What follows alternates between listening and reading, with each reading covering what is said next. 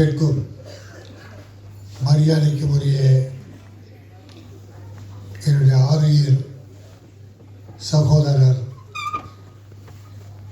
நகைச்சுவை அரசு அல்ல, காமெடி கிங் அல்ல, நகைச்சுவை பேரரசு கவுண்டமணி அவர்களே, அருமை சகோதரர் பாக்யராஜ் அவர்களே, இயக்குனர் வாசு அவர்களே, 5 ஸ்டார் கதிரேசன் அவர்களே, செந்தில் அவர்களே, என் அருமை தம்பி சிநேகன் அவர்களே, மற்றும் மேடையில் வீற்றிருக்கிற வல்லவர்களே, வாழ்த்து வந்திருக்கிற நல்லவர்களே, ஊடக நண்பர்களே, உங்கள் அத்தனை பேருக்கும் என் முதற்க நன்றியை நான் தெரிவித்துக் கொள்கிறேன். கவுண்டமணி அவர்கள்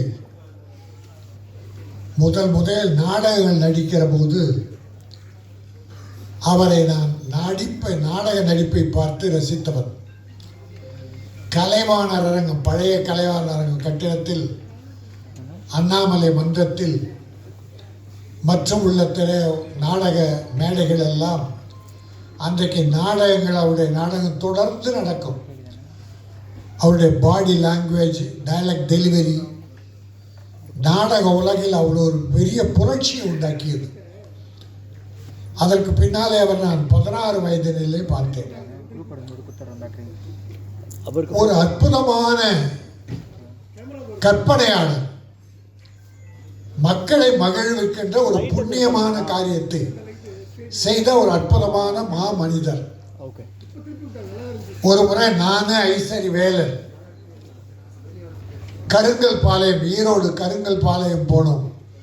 ராத்திரி 11 மணி. அங்க கவுண்டமணி கிணத்திலிருந்து மீனை புதுசா பிடிச்சி, அங்க இருக்கிற ரசிகர்கள், அவருடைய ரசிகர்கள் மீனை ராத்திரி 11 மணிக்கு பிடிச்சி வறுத்து அப்போ சாப்பிட கொடுத்தா அந்த நேரத்தில் போயிட்டோம். அந்த விருந்தில் நாங்களும் பங்கு கொண்டோம். நான் சில நாட்கள் தான் அவரை சந்தித்திருக்கிறேன், ஆனால் அத்தனையும் பொன்னான நாட்கள். கவுண்டமணி அவர்கள் தமிழ் திரையுலகில் நடிகராக வந்த பிறகு இந்த தமிழ் திரையுலகம் பொற்காலமாக இருந்தது. ப்ரொடியூசர்ஸுக்கெல்லாம் ஒரு பொற்காலம். அதே சமயம் பாக்யராஜ் அவர்கள், டைரக்டர் வாசு அவர்களாம் ஒரு பீரியட், ஒரு காலத்தை தன்னகத்தை அடக்கி வைத்திருந்தார்கள். திரையுலகம் அவர்கள் கையிலே இருந்தது. தயாரிப்பாளர்கள் மகிழ்ச்சியாக இருந்தார்கள். என் அருமை தம்பி சிநேகன் சொன்னதை போலே படத்தை பேரை பார்த்து போஸ்டர்ல கவுண்டமணியை பார்த்தா அந்த படம் பார்க்காம மக்கள் இருக்க மாட்டார்கள். கவுண்டமணிக்காக ஓடிய படங்கள் ஏராளம். அவரை நம்பி எந்த ப்ரொடியூசரும் கெட்டு போனதில்லை. காலம் தவறாத படப்பிடிப்புக்கு வந்து நடித்து கொடுத்து ப்ரொடியூசரை காப்பாற்றியவர்.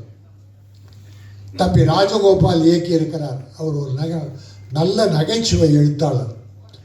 பல படங்களுக்கு பெயர் இல்லாமலே நகைச்சுவை எழுதி கொடுத்தவர். அவர் இன்றைக்கு இந்த படத்தை இயக்கி அத்தனை கற்பனையும் கொட்டி பிரமாதமாக பண்ணியிருக்கார். ஒத்த ஓட்டு முத்தையா. இந்த முத்தையா ஒத்த ஓட்டு வாங்குறானே இல்லையோ, ஒட்டுமொத்த தமிழர்களின் உள்ளத்தை கவர்வான். ஒட்டுமொத்த தமிழர்களின் நோட்டும் இந்த ஓட்டுக்கு வரும். படம் பார்ப்பார்கள். ஏனால் மக்கள் ரொம்ப அழுத்தமாக இருக்காங்க, மன அழுத்தம் அதிகம். இப்படிப்பட்ட நல்ல நகைச்சுவை படங்கள் வேண்டும் என்று விரும்புகிறார்கள். இப்போ பல படம் ஃபெயிலியர் ஆகுது, சில படம் வெற்றி பெறுது. அதில் பார்த்தீங்கன்னா புதுமை, பல பெரிய படங்கள் ஃபெயிலியர் ஆகி சின்ன படம் வெற்றி பெறுது. சின்ன படம் ரப்பர் பந்துன்னு ஒரு பேர் சொன்னேன், டாடா, குட் நைட், நிறைய படங்கள். அப்போது நம்முடைய என்றைக்கும் evergreen comedy king of king நம்மளோட கவுண்டமணி படம் இன்றைக்கு மிகப்பெரிய வெற்றியை பெறும். ஒரு காலம் பூரா அவர் எல்லா வீட்டிலே இருந்தார். கொரோனா காலத்தில் மக்கள் வீட்டை விட்டு வெளியே போகாத போது அந்த டிவியை திறந்து வீடியோ போட்டு கவுண்டமணி படங்கள் தான் அந்த குடும்பத்தை எல்லாம் காப்பாற்றி மக்களை மகிழ்வித்தது. ஆக எல்லா காலம் அவர் வாழுகிற காலம் வரை மக்களை மகிழ்த்து கொண்டிருப்பார். அவர் காலத்திற்கு பிறகும் இந்த சினிமா உலகிலே அவர் செய்த சாதனைகள் நிலைத்திருக்கும். பல நடிகர்கள் தலை கனத்தை குறைத்து வருமானத்திற்காக தன்மானத்தை இழந்து இருப்பதை விட கவுண்டமணி அவர்கள் எப்படி இந்த திரையுலகில் நடந்து கொண்டாரோ, எத்தனை ப்ரொடியூசரை காப்பாற்றினாரோ, எத்தனை இயக்குநர்களுக்கு பெரிய மரியாதை கொடுத்தாரோ, அதே போல அவரை வழிகாட்டியாக கொள்ள வேண்டும். இந்த ஒத்தை ஓட்டு முத்தையா தயாரிப்பாளர்களை காப்பாற்ற வேண்டும். டைரக்டருக்கு அடுத்து படங்கள் கிடைக்க வேண்டும். நிறைய நட்சத்திரங்கள் காமெடி நடிகர்கள்லாம் அற்புதமாக போட்டிருக்கார். மியூசிக் 2-3 பாட்டு பார்த்தோம், அற்புதம், நல்லா இருந்தது. மியூசிக் டைரக்டர் வாழ்த்துக்கள். அதில் ஒரு கவர்ச்சி பாட்டு. இப்போல்லாம் பாவாடை தைக்கிறாங்க சார், பாக்யராஜ் சார் பாவாடை தைக்கிறாங்க ஃபுல்லாக. ஆனால் எல்லாம் கீச்சு விட்டுறாங்க. ஒரு நல்ல முழுசாக போட துணி வாங்கி பாவாடை தைச்சி ஒரு 5 இடத்துல கீச்சு விட்டுறாங்க. அந்த பாவாடை துணி மட்டும் தெரிய மாட்டேங்குது. நன்றி, வணக்கம்.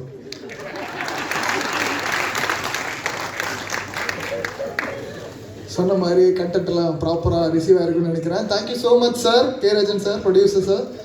அடுத்ததாக பேசுகிறதுக்காக Tamil film producer council secretary 5 star Kathiresan அவர்களை பேச அழைக்கிறேன். இவர் கொடுத்த நிறைய திரைப்படங்கள், நல்ல திரைப்படங்கள் நம்ம வந்து செலிப்ரேட் பண்ணியிருக்கோம் சார். அனைவருக்கும் காலை வணக்கம்.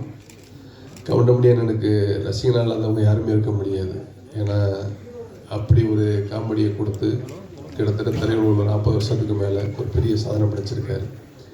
அப்படி ஒரு சாதனை படைத்த கவுண்டமணி அண்ணன் ஃபங்க்ஷனில் வந்து இன்னைக்கு கலந்துக்கிட்ட வந்து ரொம்ப சந்தோஷமாக நினைக்கிறேன். நிறைய ஃபங்க்ஷனை கலந்துருக்கிறேன். பட் இந்த ஃபங்க்ஷன் என்னை பொறுத்த வரைக்கும் ஒரு சாதனை படைத்த மனிதர்களின் ஃபங்க்ஷனை தான் நான் பார்க்குறேன். உங்களுக்கு ஏன்னா கவுண்டமணி அண்ணன் வந்து பல 100 படங்களுக்கு அவரோட வெற்றி வந்து பெரிய உதவியாக இருந்திருக்கு. எப்படி ஒரு வீடு கட்டுறதுக்கு வந்து நம்ம ஒரு பில்லர் ஃபவுண்டேஷன் ஸ்ட்ராங்காக போடணும், அப்போதான் அவங்க சப்போர்ட்டாக இருக்குன்னு நினைப்போமோ, அந்த மாதிரி அண்ணனோட படத்தோட சப்போர்ட் காமெடிகள் வந்து பல 100 படங்களுக்கு, பல 100 கதாநாயகர்களுக்கு, பல 100 இயக்குநர்களுக்கு வந்து இந்த திரையுலக சப்போர்ட்டாக இருந்திருக்கு. வந்துட்டு நான் இப்போ வரும்போது சும்மா ரூமில் உட்காந்து அண்ணன் 5 நிமிஷம் பேசிக்கிட்டு இருந்தேன்.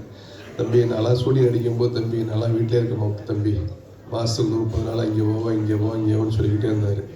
அப்போ சிலதை நான் படித்து நான் கேள்விப்பட்டிருக்கிறேன். அப்போ சொல்லுவாங்க காலையில் 7 மணிலேருந்து 2 மணி வரைக்கும் ஏஎம் ஸ்டூடியோவில் ஷூட்டிங்கு, மதியம் 3 மணிலேருந்து 7 மணி வரைக்கும் கற்பூர் ஸ்டூடியோவில் ஷூட்டிங்கு, 7 மணிக்கு மேலே பார்த்தீங்கன்னா கோவூரில் ஷூட்டிங்கு. இப்படி வந்து நைட்டு பகலும் பார்க்காம ஒரு தயாரிப்பாளருக்கு வந்து ஒரு ஃப்ளெக்சிபிளாகவும், ஒரு இயக்குனருக்கு வந்து அதை முடிக்கணுங்கிறதுக்காகவும், அப்படி வந்து திரையுலகில் வந்து ஒரு சின்சியராக வாழ்ந்த மனிதர்னு சொல்லணும்னா அது கவுண்டமணி தான் சொல்லணும் உங்களுக்கு வந்துட்டு. ஆனால் எனக்கு என்ன ஒரு சின்ன ஒரு வருத்தமாக இருக்குன்னா, பல 100 படங்களுக்கு வெற்றியை கொடுத்துருக்காரு அண்ணன். ஸோ அவரோட இன்னைக்கு ஒரு இசை வெளியீட்டு விழாங்கும் போது 2 3 பேர் மட்டும் தான் நன்றின்னு அடையாளமாக வந்திருக்காங்க. அது ஒன்று பாக்யராஜ் சார், இன்னொன்று வாஸ் சார். ஸோ இன்னும் ஒரு 10-20 பேர் வந்து இதை வந்து ஒரு இசை வெளியீட்டு விழா பண்ணியிருந்தோம்னா அதன் திரைத்துறையில் வந்து ஒருத்தருக்கு ஒருத்தர் வந்து செய்யக்கூடிய நன்றியை நான் நினைக்கிறேன் வந்துட்டு உங்களுக்கு.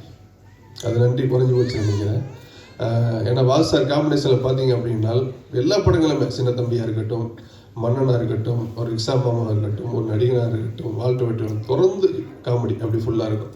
அதே ராமராஜன் சார் படம் பார்த்தீங்கன்னா கண்டினியூவாக இருக்கிற ஆட்டக்காரன், பாட்டுக்கு நான் அடிமை, தங்கமான ராசா, ஊர் விட்டு வந்து இப்போ பல படம் இப்படி சொல்லிக்கிட்டே போய்கிட்டே இருக்கலாம் உங்களுக்கு வந்துட்டு. ஸோ அப்படி பண்ணிடுற கவுண்டமணி அண்ணன் இன்னைக்கு அவரோட படம் ஒத்த ஓட்டு முத்தையா. ஸோ அதுக்கு வந்திருக்க இண்டஸ்ட்ரி சார்ந்த அனைவருக்கும் இடத்துல நன்றியை தெரிஞ்சுக்கிறேன். வராதவங்களுக்கு நான் நன்றியை தெரிவிச்சுக்கிறேன்.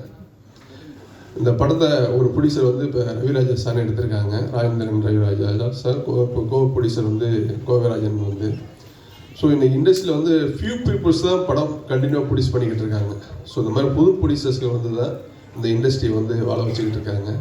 அவங்க வந்து திரும்ப கவுண்டமணிக்கு வந்து வச்சு, ஏன்னா அவர் வந்து சாதனையை வச்சு திரும்ப ஒரு படம் பண்ணி அது ஒரு காமெடி கலக்கலாக டைரக்டர் ராஜகோபால் பண்ணியிருக்காங்க வந்து உங்களுக்கு. இது வந்து இண்டஸ்ட்ரியில் வந்து எல்லாருமே இந்த படத்தை வந்து ப்ரெஸ் பீப்புளும் சரி பப்ளிக்கும் சரி வந்து இது வந்து கவுண்டமணி அண்ணன் வந்து இண்டஸ்ட்ரியில் பண்ணியிருக்க சாதனைக்கும் அவர் பண்ண காமெடிக்கும் நம்ம இந்த படத்தை ஒரு பெரிய வெற்றியாக்கக்கூடியது உங்களோட ப்ரெஸ் மீடியா கையில் தான் இருக்குது, உங்களுக்கு ஒரு ரசிகர் கையில் தான் இருக்குது. வந்துட்டு அனைவருக்கும் நன்றி கூறி வெளியிடுங்க. நன்றி, வணக்கம். தேங்க்யூ.